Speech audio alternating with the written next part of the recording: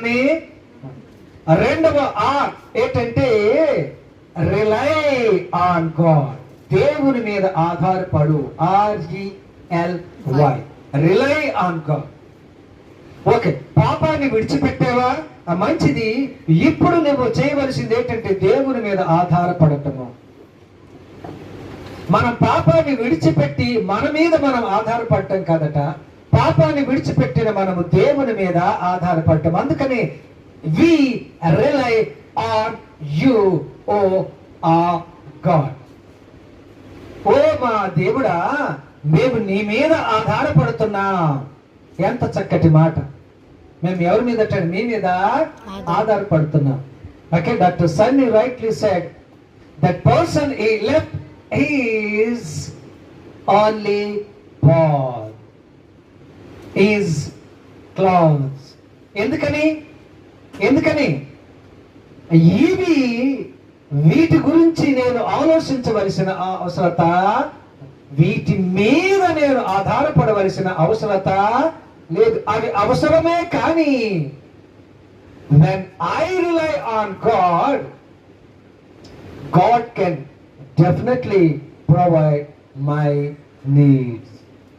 నా అవసరతలు ఆయన తప్పకుండా. ఎంత ఫెయిత్ అండి, ఎంత విశ్వాసం అండి.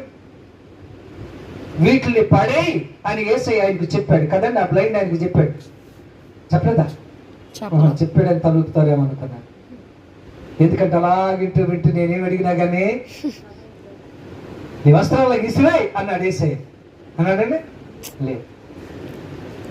మరి ఏమన్నట్టు? ఏమి అనలేదు. నేను అదే రాత్రి కూడా వాక్యం చెబుతూ అన్నాను, ఇదిగో మీరు కొన్ని రోజుల్లో మీరు చచ్చిపోబోతున్నారు అని ఎవరు చెప్పారట అండి? యోనా నినవే పట్టణస్థులకి చెప్పాడు. కాబట్టి మీరు ఉపవాసం ఉండి ప్రార్థన చేసి దేవుని తట్టుకు తిరుగుడి. Did God say like that? Did Yona say like that? అలాగే. కానీ ఆ నినవే పట్టణస్థులు they got up and started praying and fasting. చేశారు.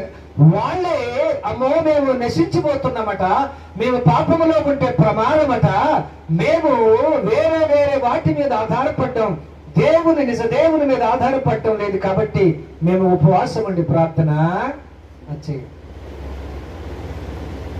నిజమే. అంటే ఆ మనస్సు ఎలా వస్తుందో మీరు గమనించండి.